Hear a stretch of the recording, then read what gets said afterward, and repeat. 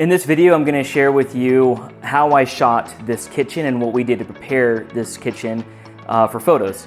So with this kitchen is being lived in currently.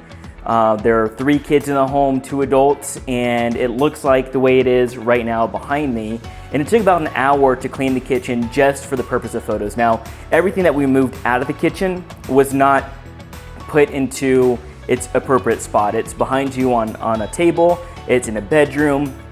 Things are scattered all over the place, and so this is for the purpose of getting the kitchen shot. Now, typically, whenever we shoot photos for a seller or for an agent, we don't want that to happen. It may happen, and this might happen in the future with some occasional shoots where we're moving things, from room to room in order to get, good photos.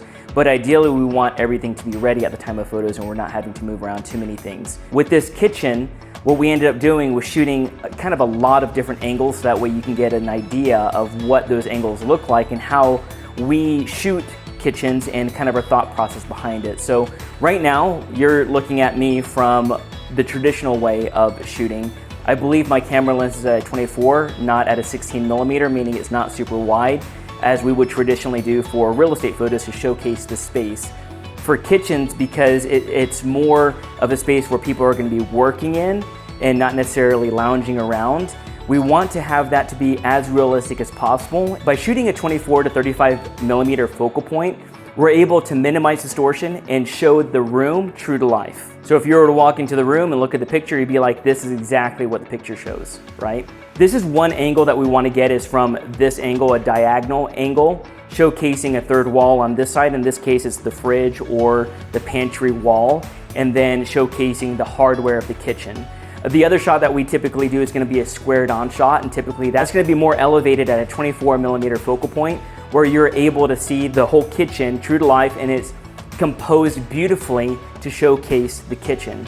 And so you'll see the kitchen, you'll see everything composed perfectly, and it highlights the kitchen in the best light. Okay, so typically we'll shoot that with a 24, or we might do a 35. If we go to the other angle where we're looking towards the pantry, this is to show the navigation of the kitchen. So this is to show the other side of the kitchen, and we'll overlap, and in this case, the overlap is going to be the stove. So we shot one stove in one angle, and then we're showing the stove in another angle to complete that story and to show how that kitchen navigates around the corner, okay? So with the other corner, we're showcasing the pantry door, the refrigerator, the stove, and the microwave, and also some of the counter space, so there's added counter space there. The other thing too is, if we have the photo allowance to do it, we might get a close-up, 24 millimeter, of just the appliances, and then we may take an ultra close-up, which is a 35, and at this point, with this image that you're seeing, is actually cropped in. So what that means is, where their cameras, our professional cameras, are full sensors, they're full frame sensors, and so they have a lot of megapixels, they have a lot of space that you can do, and all of our lenses fit perfectly to the focal point of a full frame lens.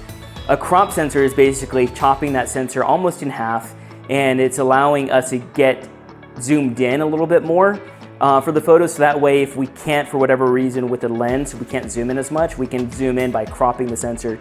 It doesn't degrade the quality, it just allows us to kind of get in a little bit more and punch in. So this image that you're seeing right now is the crop sensor zoomed all the way in at 35. So we're looking at approximately 50 millimeters at this focal point, and it looks nice. Everything is beautifully composed. You can see where the counter is, you can see the stove, the microwave, and the refrigerator, and it's chopped off at the bottom, but rightfully so that way you can see that there's a counter space there and that we're shooting over the counter space, and it allows the buyer to see this in a real life scenario.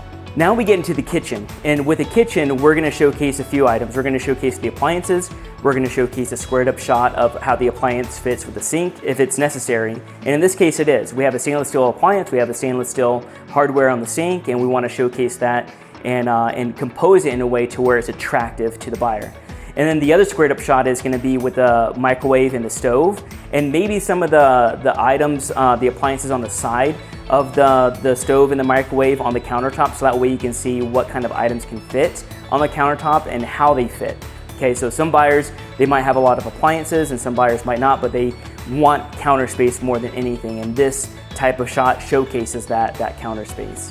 With a shot like this, we typically can't keep the camera on a tripod or as high as we typically would shoot in a room. This is more to compose the shot to look attractive and showcase the appliance and the hardware.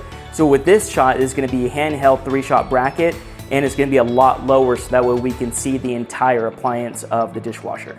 If you want to get down into the details and showcase kind of the fine finishes of the home, some homes have some fine finishes, some homes do not. And so it's at the discretion of the photographer. If the photographer is without the agent, or the seller or the agent might be able to point out some of these fine details, and we'll photograph them so that way you can have it to market the home.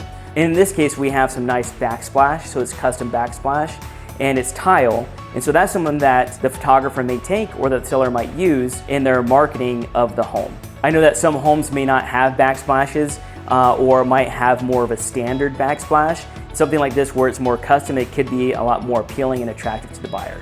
As you can see, there's a lot of different angles that you can take of a kitchen, and there's a lot of different angles that you can market with a kitchen. Make sure that you instruct your sellers in how they can prepare their kitchen. Maybe show them this video on possible angles that they might take, and this will better educate you as the agent to be able to go through and say, this is the angle that I want for the kitchen, or you might leave it at the discretion of the photographer to make that decision on what angles to get to best showcase the property. If you're not already on our website, I would encourage you to go to the website. Around this video, there's going to be a link, and check out our other blog articles and also our prices for our services.